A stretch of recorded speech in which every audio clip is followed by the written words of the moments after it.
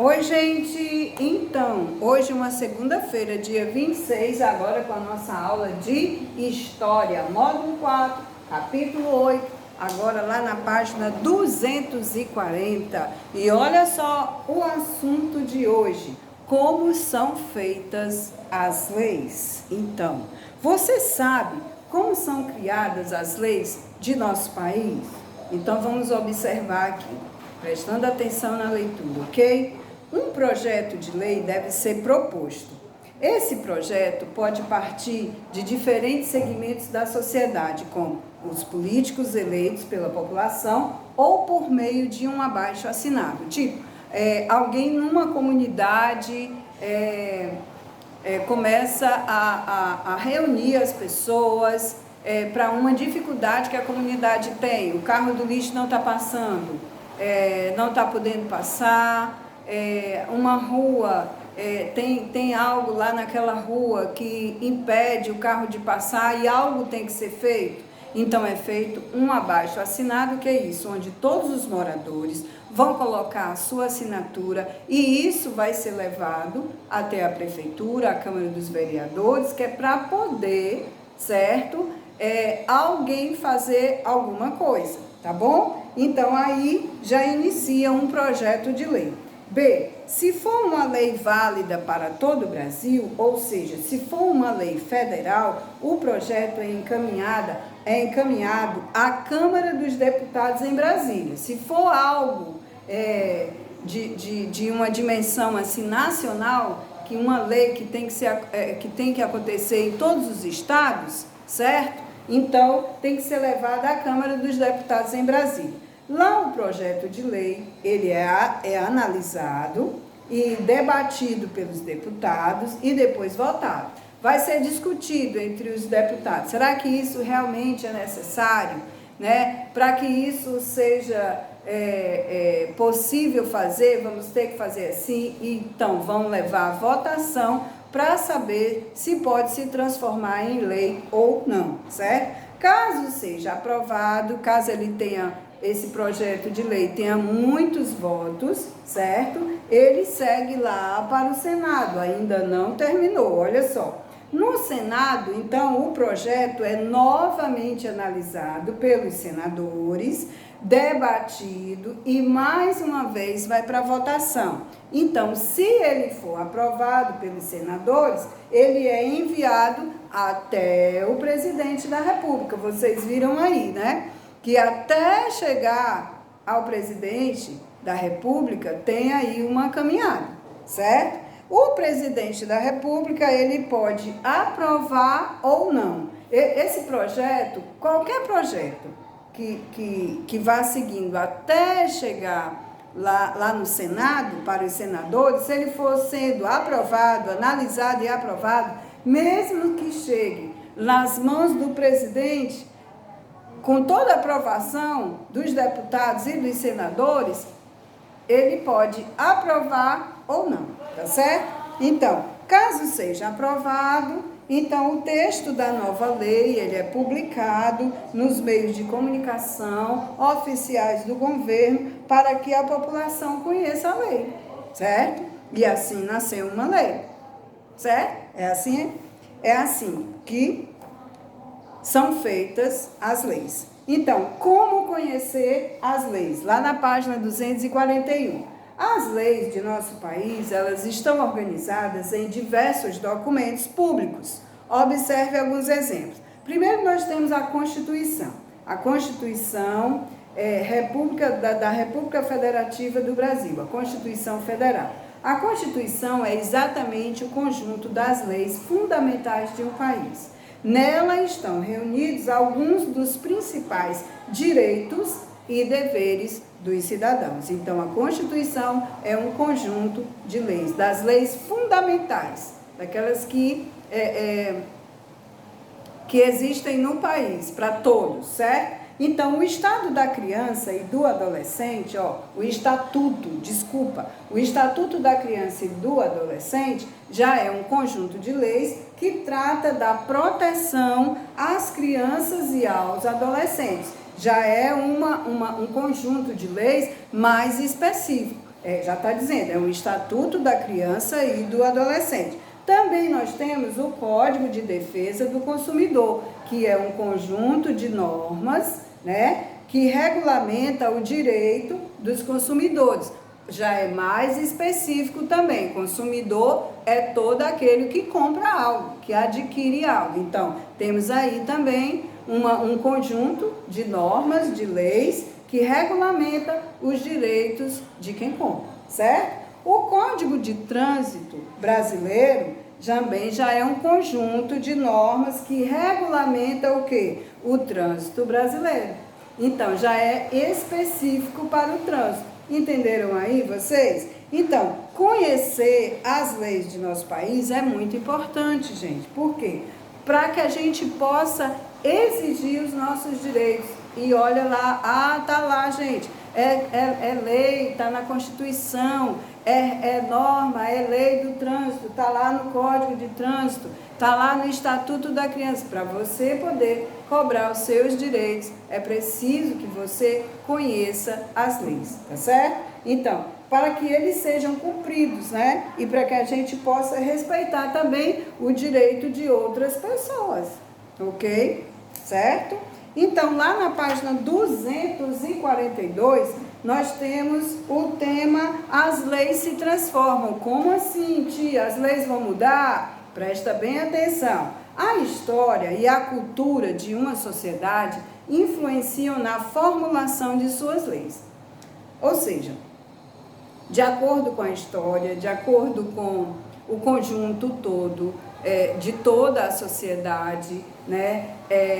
E a vida que vai seguindo influencia na formulação de como nascer, de como vão surgir as leis, certo? Assim, conforme uma sociedade passa por transformações e a sociedade está sempre se transformando, as leis também se transformam. Vamos lá? No Brasil, ao longo dos anos, os direitos e os deveres dos cidadãos passaram por diversas mudanças. Muitos dos direitos existentes atualmente são resultados a gente já falou sobre isso, hein? Resultado de quê? De reivindicações da população brasileira. Veja alguns exemplos, olha só. Há cerca de 100 anos, grande parte dos direitos trabalhistas atuais não existia. Lembra que a gente falou sobre isso? As jornadas de trabalho podiam chegar a mais de 13 horas por dia. E os trabalhadores não tinham direito a férias remuneradas, por exemplo. E foi somente após muitos anos de mobilizações que os trabalhadores, eles conquistaram os direitos que possuem hoje. Por exemplo, né? Eu tenho uma carteira de trabalho assinada que me dá direito às férias remuneradas, ou seja, no mês de julho, no mês de férias, das férias escolares, eu não trabalho, mas eu recebo.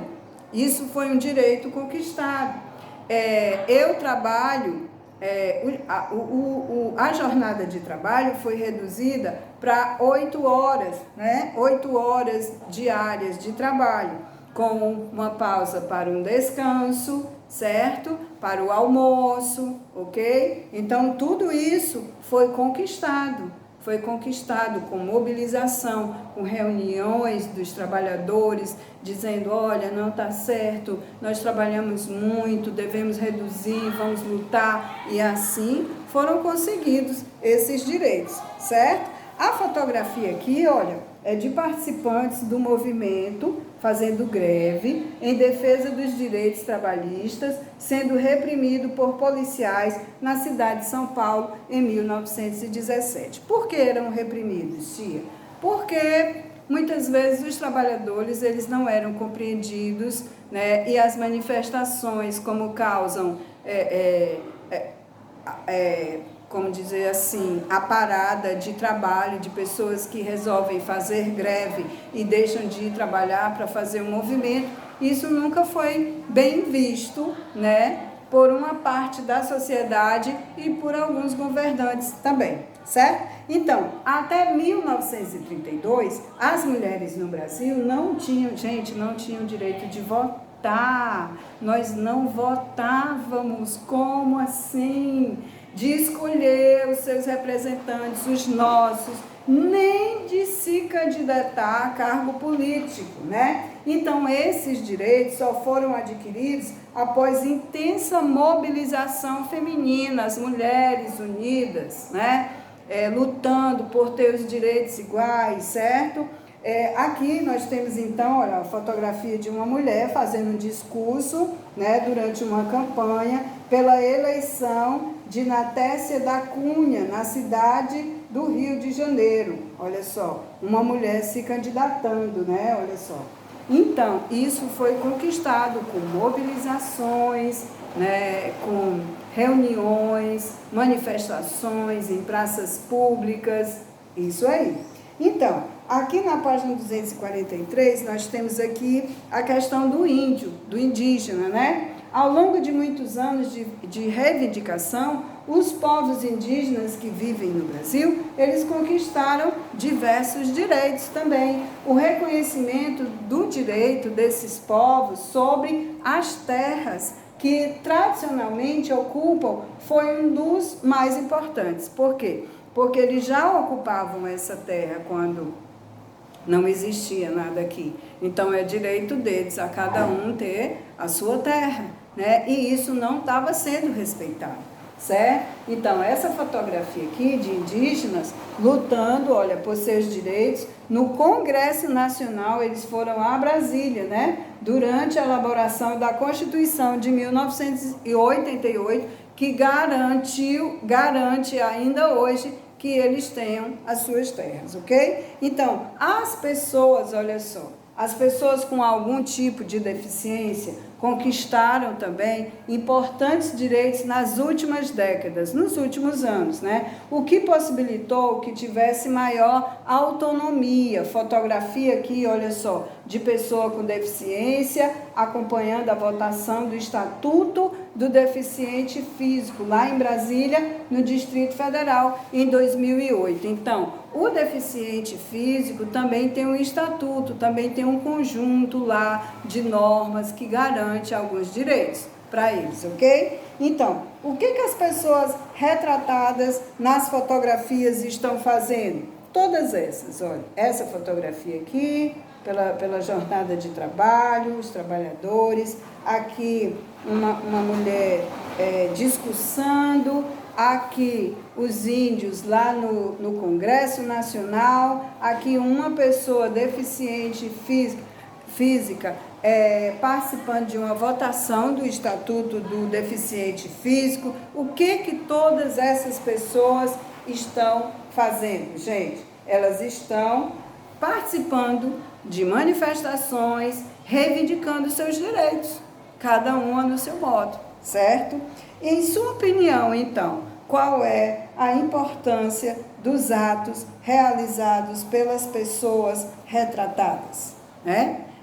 O que vocês acham dessas manifestações, dessas reivindicações? O que vocês acham? Qual é a opinião de vocês? A minha opinião é que está certo, desde que seja com organização, com respeito, é uma reivindicação dos direitos, certo? É uma coisa legal, tá bom? Então, lá na página 244, eu acho que nós vamos ter umas atividades. Isso! Vamos lá, então? Olha só, a primeira atividade diz o seguinte: as imagens a seguir apresentam alguns direitos garantidos em forma de lei aos cidadãos brasileiros. Associe cada imagem à legenda correspondente. Então, nós temos aqui o primeiro: liberdade para escolher e praticar uma religião. Aonde você está vendo isso representado em fotografia? Nós estamos na página 44, na questão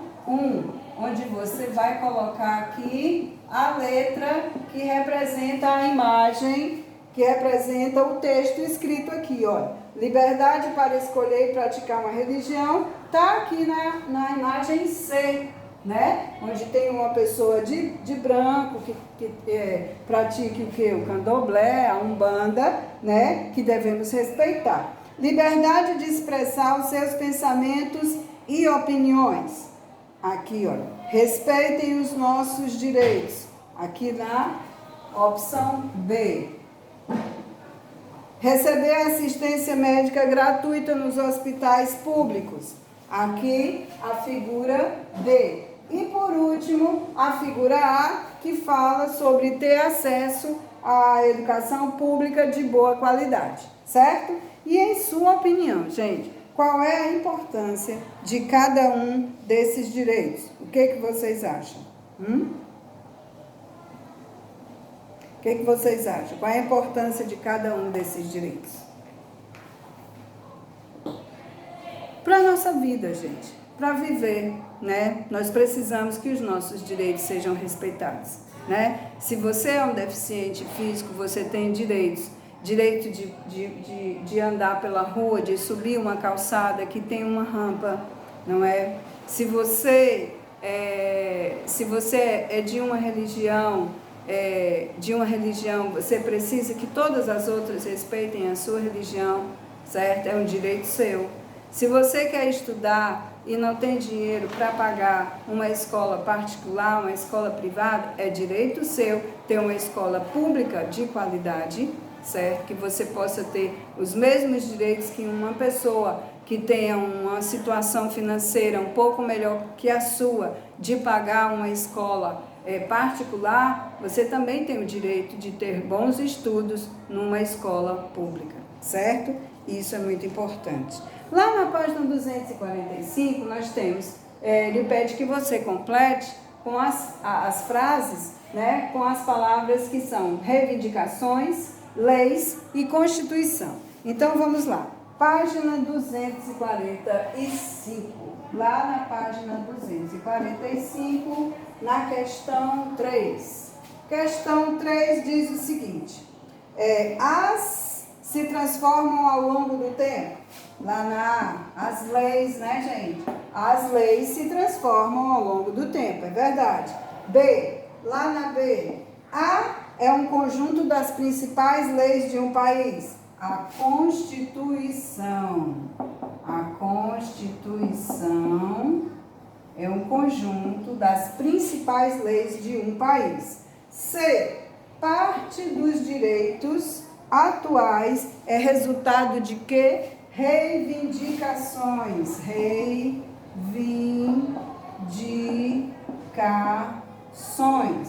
Reivindicações feitas pela população. Então, na quarta questão, ele pede que você ligue as capas de documentos de lei às suas descrições. Gente, eu vou tentar colocar aqui como é que vai ficar, porque nós temos o seguinte: o primeiro, que é o Código de Defesa do Consumidor, é um conjunto de normas que regulamenta o direito dos consumidores. Então, vamos fazer assim, que é para você ter uma ideia de como vai ficar. Esse é para cá, tá certo? O segundo é o Estatuto da Criança e do Adolescente. É o conjunto de leis que trata da proteção às crianças e aos adolescentes.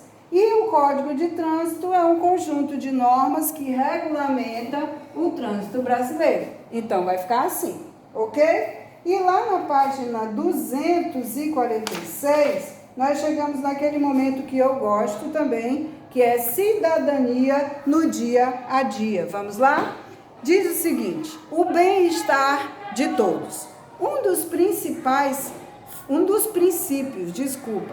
princípios fundamentais da Constituição brasileira é a promoção do bem-estar de todas as pessoas. Então, um dos princípios, né, vem em primeiro lugar na Constituição promover, né, fazer com que as pessoas se sintam bem, tá bom? Então, para isso, as leis têm que ser cumpridas.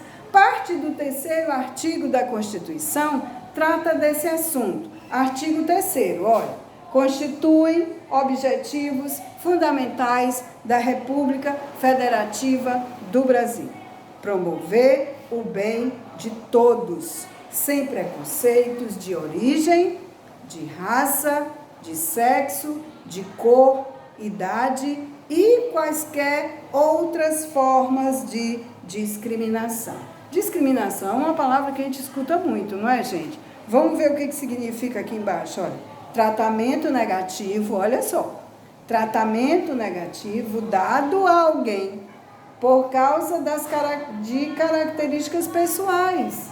Então, uma pessoa é discriminada quando ela é maltratada por causa das suas características pessoais, ou porque ela seja pobre, ou porque ela seja negra, não é verdade? Ou porque seja um indígena, certo? Por causa das suas características pessoais, certo? Então, mesmo sendo combatido pela Constituição brasileira, atos de discriminação, está lá na lei, não pode, se você cometer discriminação, você está cometendo um ato ilegal, fora da lei, entendeu?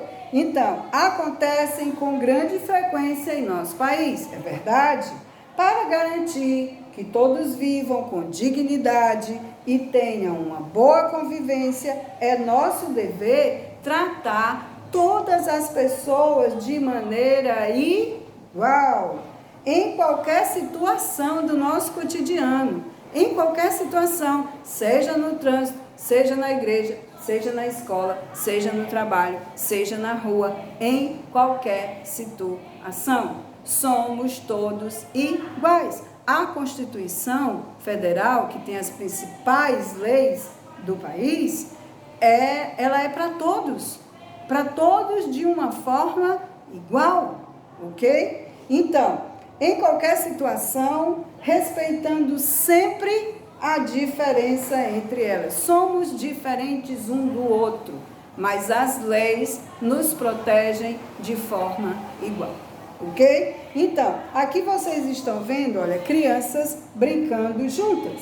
Em sua opinião, por que é importante combater o preconceito e a discriminação? Por que é importante, né? É importante, gente, para que a gente possa ficar junto, unido, né? Então, juntos e unidos, nós venceremos